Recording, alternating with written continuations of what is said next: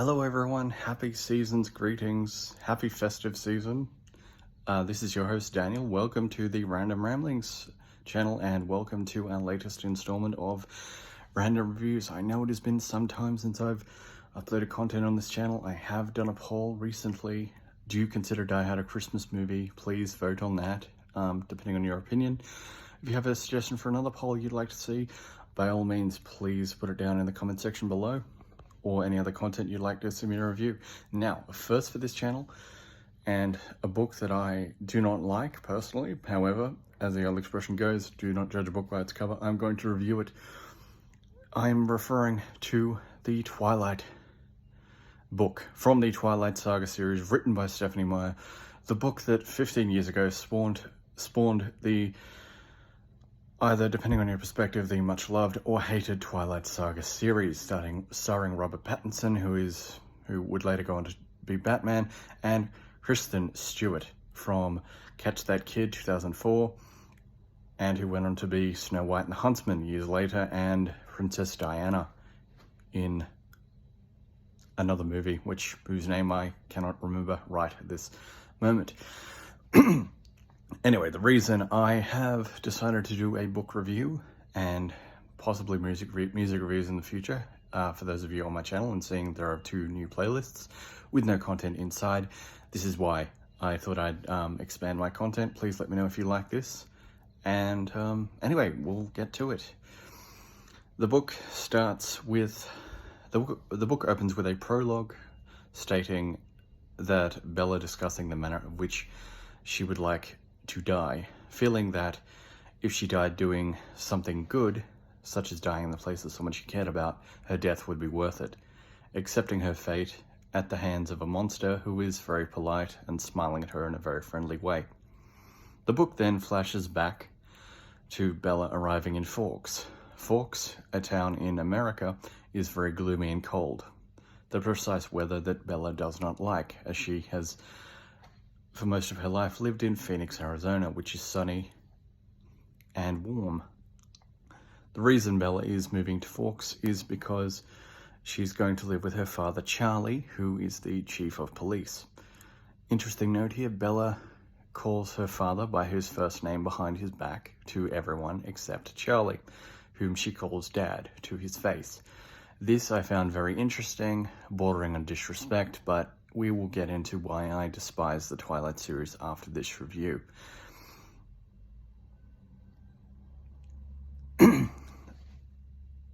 Bella tries to adjust to life in Forks,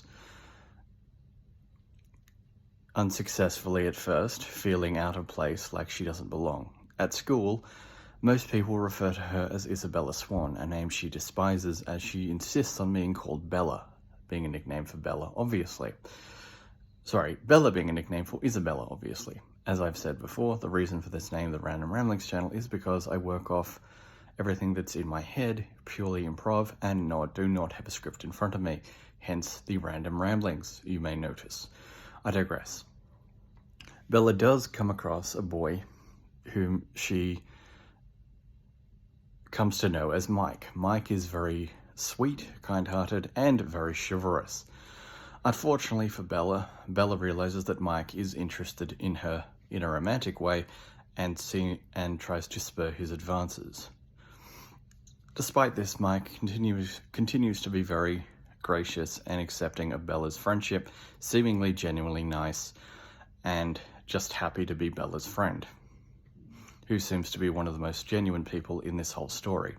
We're also introduced to Eric and Tyler, 2 boys of not really much importance, except Tyler, who plays a pivotal role later in the story, which we'll get into. Bella adjusts to school life, in which she meets a mysterious boy to become very important to her during her biology class, in which this boy, whom she discovers to be named Edward, does not want anything to do with her and seemingly despises her very presence. Being forced to sit at the same table, he sits as far away from her as he possibly can, refuses to make eye contact, and leaves as soon as the bell rings. Bella who has also made friends with a girl named Jessica, inquires about this. Jessica, who is very knowledgeable about the students and is something of a gossip, informs Bella that that boy's name is Edward. He is extremely handsome, good-looking, but he hangs around with the rest of his family, the Cullens. Alice, Emmett, Rosalie, Jasper,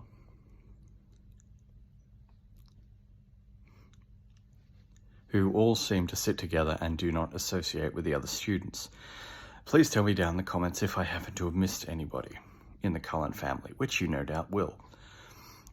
Bella, despite herself, becomes immediately intrigued by Edward's behaviour and wants to get to know him.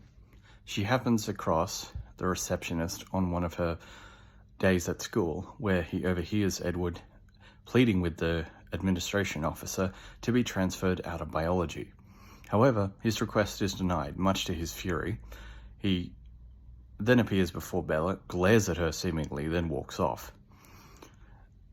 And don't worry, Edward's mood swings are nothing to be concerned with, as this is a consistent pattern of behaviour of his, which Bella finds intriguing. A few weeks go by and Bella happens to drive to school in a truck gifted to her by her father. Unfortunately, after Bella parks and she tries to go to class, Tyler, the boy that I mentioned earlier, his car skids out of control on the ice, and Bella would have died had Edward not sprinted out in front of the car, seemingly from nowhere, and saved her life. He appears to dent the car, and Bella falls back and hits her head. Bella is taken to the hospital, and so is Tyler, during which Tyler continually expresses his remorse for what's happened. Bella tries to shake it off, ignoring Tyler's apologies, stating it was just an accident, and becomes obsessed and wants to know how Edward could have appeared beside her so quickly, accepting the idea that despite Edward telling her that it was just adrenaline and Edward was beside her the whole time, Bella becomes increasingly confused, convinced that Edward is somehow a superhero. Edward, who by this time, despite himself, is talking to Bella and is actually trying to be polite, tells her that they cannot be friends, they cannot even associate with each other, and as Edward describes himself, he is actually the villain of this story, and it would be best for Bella if she forgot about him, something that Bella refuses to do. Despite Edward's promises and proclamations that they shouldn't be together, he's seemingly, despite himself, concerned for Bella's welfare, and in his own special way, continues to look after Bella and being very overly protective, such as once taking her to the principal's office after Bella cuts her finger in biology, Bella being faint at the sight of blood.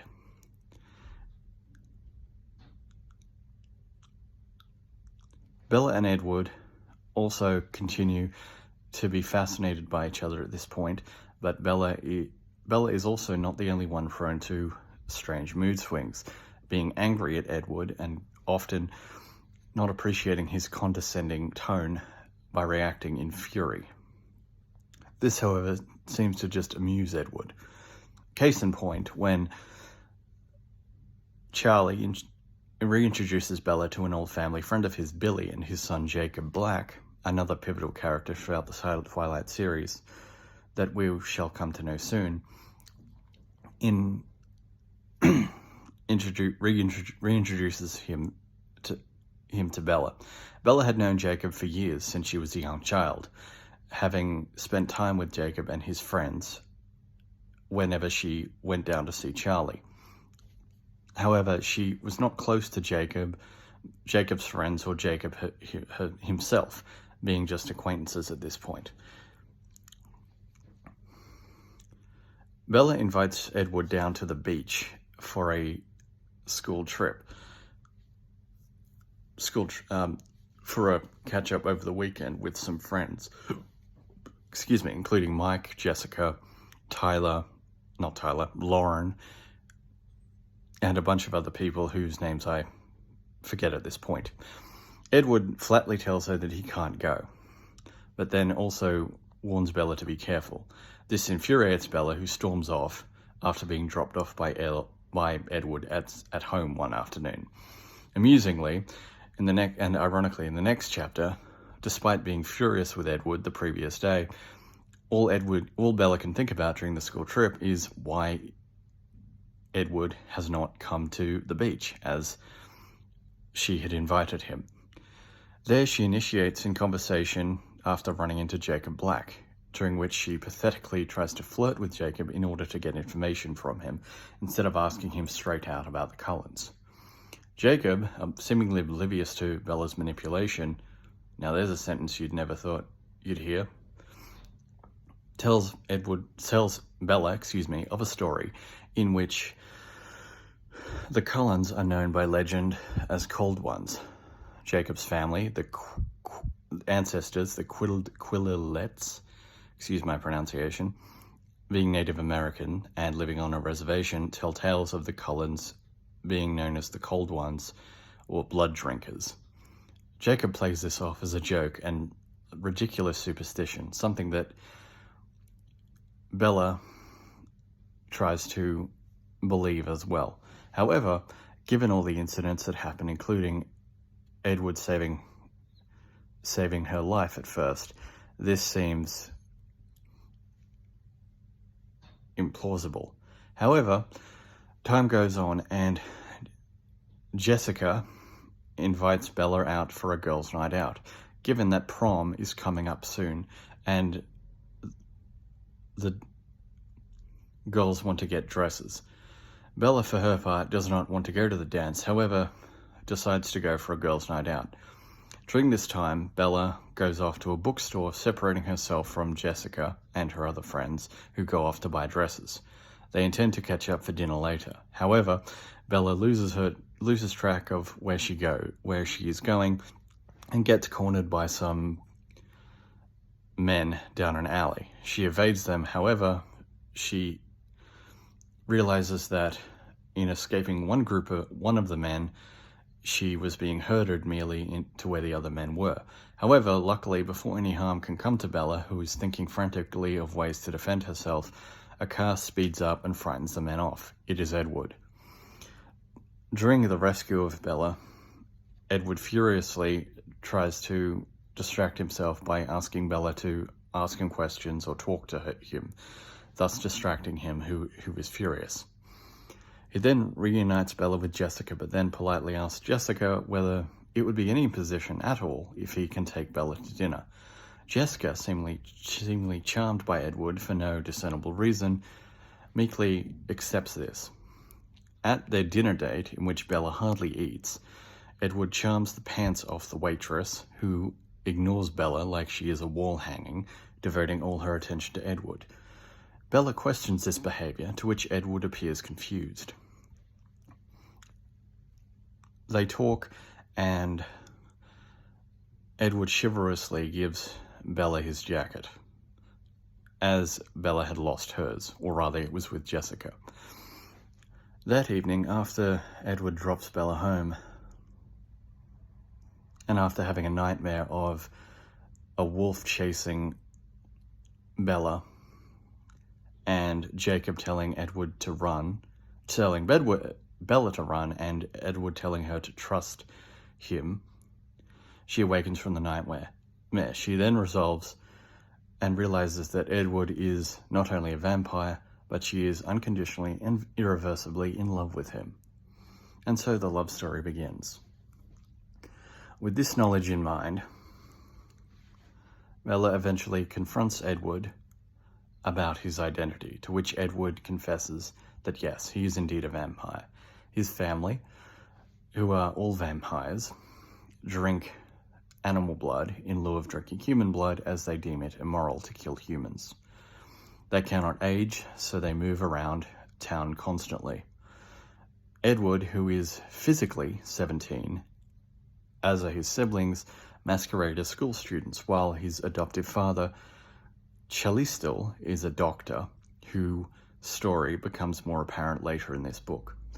His mate, Esme, whose profession is not known, is also a high-profile member of the family. The Cullens, for their part, are well-liked in Forks, having garnered a well-respected reputation among the townsfolk, with the exception of the Black family and the Quintilet tribe, for some unknown reason.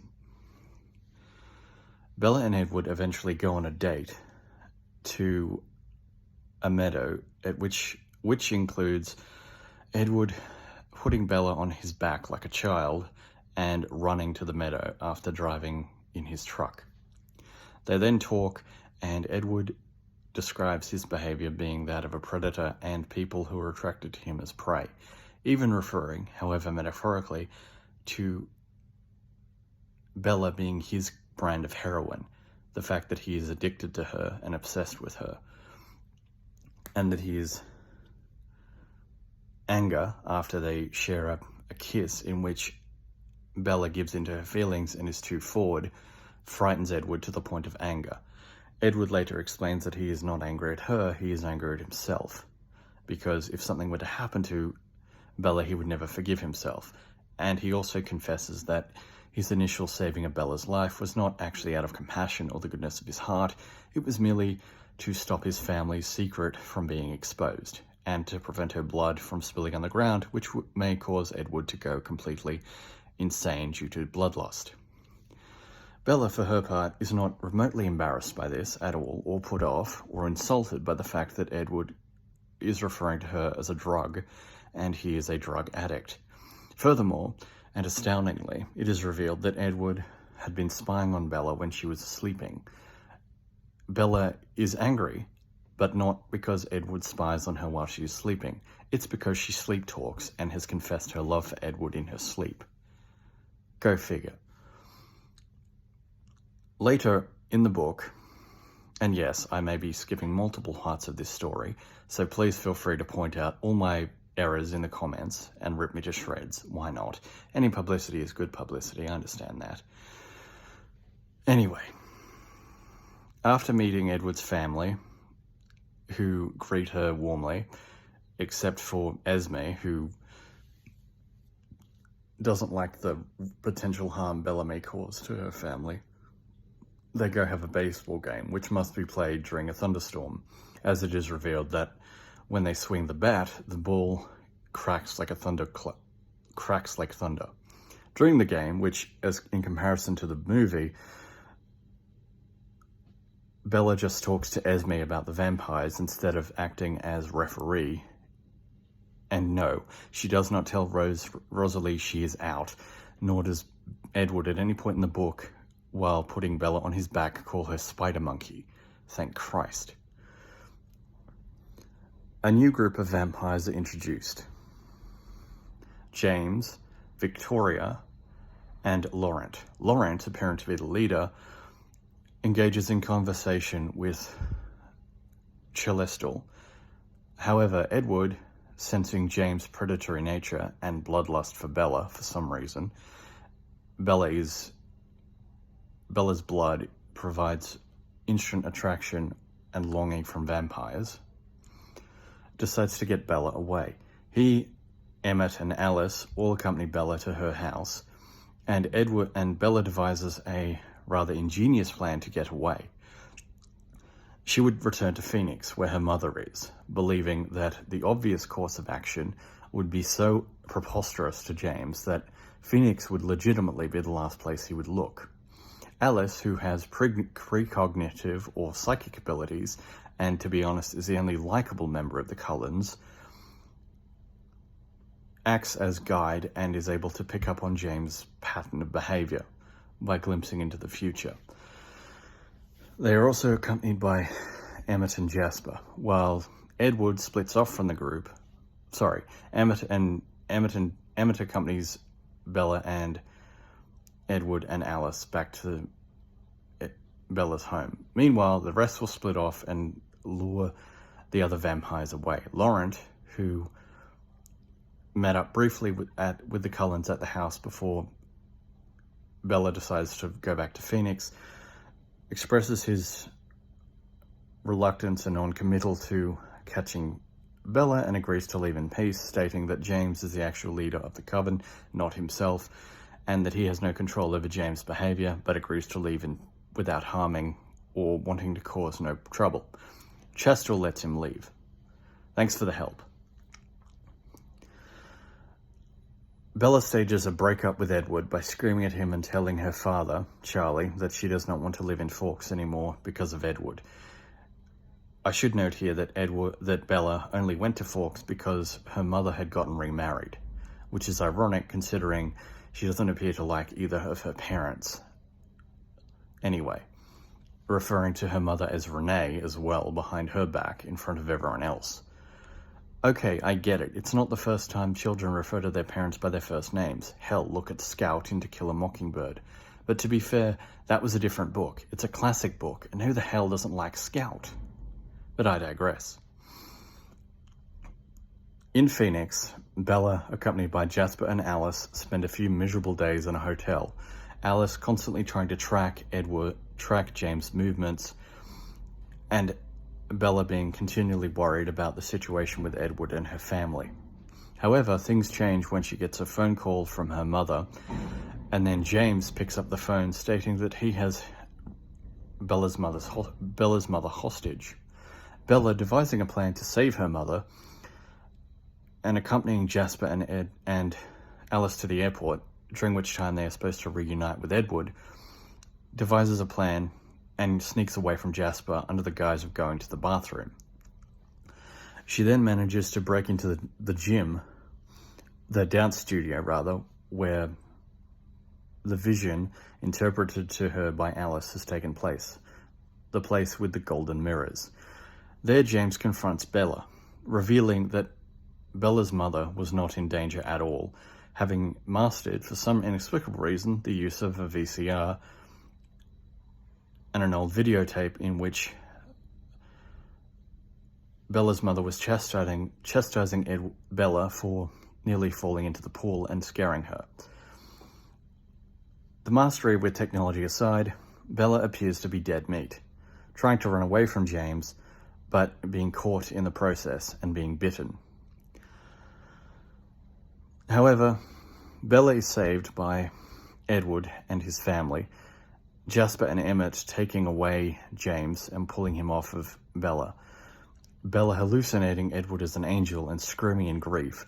Churchill and Alice trying to stabilize Bella's leg, but Bella's hand, which had been bitten, is on fire because that is the wound dealt to it by James. Edward sucks the blood out of Bella's hand, and Bella reawakens alive and well in the hospital, just for something completely different. There, Bella and her profess their love for each other, during which time Edward pretends to be asleep as Renee enters the room. Renee pleads with Bella to come back to Phoenix with her, saying she had bought a new house with Phil and that she would love it there. Bella declares that she loves living in Forks as she has met someone, Edward. She reassures her mother, however, that it is just a crush and nothing serious.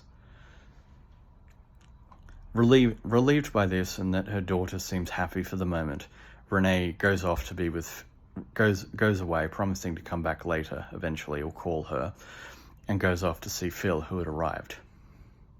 We do not see Phil in this book, I should note. I don't think he appears in the Twilight series, the book series, or if he does, he's a very insignificant character.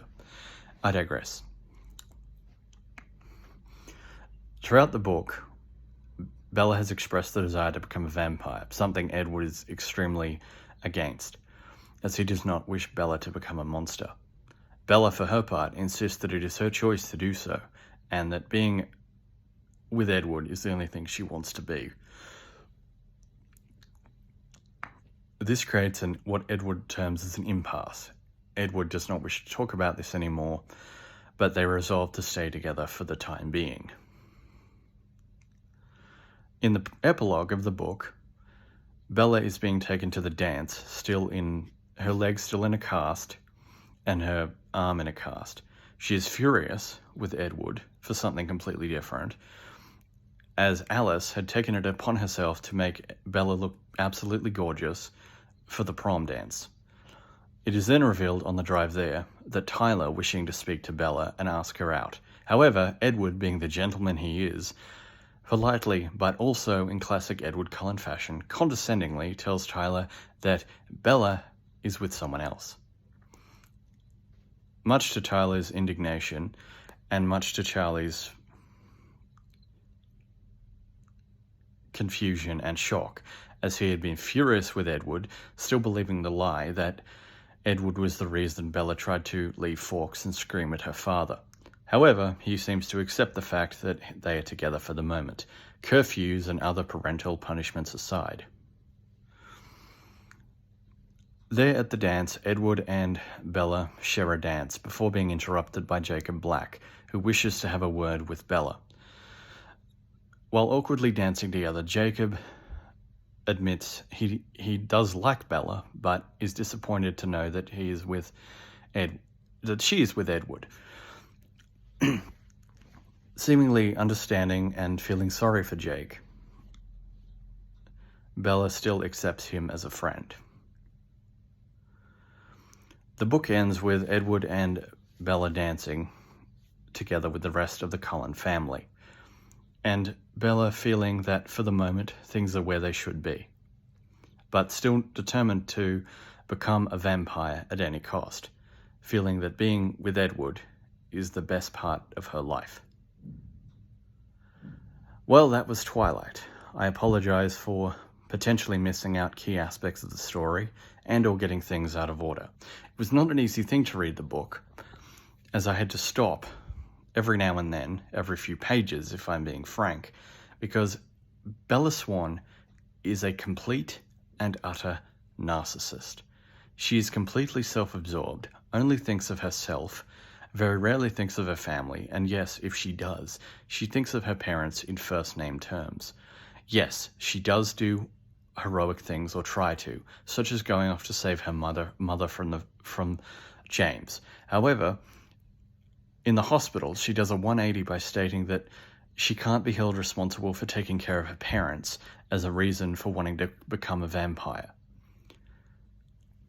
since when it is her job to take care of her parents, and she seems to dislike her parents anyway by referring to them by their first names, behind their backs, mind you, to everyone. Also her attitude to Mike, who is, by God, the sweetest kid in that whole damn book, who is genuinely chivalrous and genuinely nice, who by today's standards would be a bloody saint, whom Bella refers to as a golden retriever in quite a condescending tone, although she could be just talking in metaphorical terms and actually finds that appealing. She also, I don't know, but I always interpret it as being condescending, because she is also very quick to anger, being angry with Jessica for gossiping about Edward when Mike finds out the truth and he's despondent, and Bella bites his head off. She also bites Billy's head off, who is Jacob Black's father, and in a wheelchair, mind you, when he expresses concern that Bella is associating with the Cullens. Bella, finally developing a spine, tells Billy quite rudely that it is none of his business, since when it is okay for people to disrespect their elders like that? Bella is only 17 years old after all. She doesn't develop a spine with Edward. She doesn't mind him being condescending or rude towards her. All she does is accept it and express embarrassment and annoyance at her own actions, such as falling asleep and sleep-talking, professing her love for him, not the least bit getting angry at his violating of her privacy while she sleeps, or questioning his rapid mood swings after their first kiss, where she just gives in to her emotions and wants to kiss him harder and more intensely, and Edward biting her head off, even though he's angry at himself. He brushes it off later and tries to explain himself. He never apologizes for his behavior. He doesn't apologize for being condescending or patronizing, or even for his self-serving reason for saving Bella's life. And by her own admission, Bella is just as bad, admitting that she is herself addicted to Edward for his presence and being the statue of Adonis. Beyond the superficial, what keeps them together as boyfriend and girlfriend? What unites them? What makes their love beautiful? And why do people obsess over this series so much? It is something fascinating, and one of the many reasons I wanted to review this book, and why I will review this whole series of books. And yes, that includes the films, should you wish me to. There is something fascinating about something that is so superficial, so materialistic, and so over the top, that it just has to be spoken about. Mind you, if you take out the fact that Edward is a vampire and is driven by his nature, such as bloodlust, impeccable good looks, physical appearance, which are things he cannot control, that is his nature, he would be classified as a psychopath or a sociopath, or at least someone with deep-seated psychological problems, such as his charm, which is superficial at best, his constant mood swings, his value in materialism, and his obsessive, bordering possessive behavior of Bella. And Bella is, by no stretch, a complete fountain of stability in her own right. She is quick to anger. She is self-absorbed. She is narcissistic. She has extremely low self-esteem. She does not stand up for herself or push boundaries for their relationship.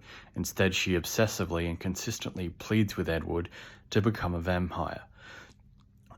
She does not think of what the consequences of such an action will do to her family, seemingly having moved from Phoenix to Forks to spite her mother, because she didn't like the idea of her mother getting married to another man, yet seemingly resenting her father for marrying her mother too young in the first place. Explain that to me. All in all, the two main protagonists are not likable. They are not warm. They are not characters which you actually root for as either a viewer in the film, which is somehow worse to watch, or protagonists you actually like reading in a book. That's not to say Stephanie Meyer cannot write a good story or develop good characters. Alice is a sweet girl who is very brave and very powerful. Also, it should be noted that James was actually the one to ruin Alice's life, because Alice, who was actually born in the 1920s and had visions as a human, was transformed into a vampire by another vampire not associated with the Cullens to save her life, who was then killed by James, whose initial target was Alice. This revelation, despite being at the end of the book, puts Alice in a deeper light and makes her even more mysterious. Alice, for her part, gets her revenge upon James upon learning of this by burning down the dance studio. Emmett, for his part, is brave, has a bit of a sense of humour, and is a big brother bear to Bella. Jasper, although quiet and reserved, has the ability to send soothing energy towards people and influence situations positively. Who is shy perhaps, but very kind-hearted. Rosalie is completely resentful and a bit of a...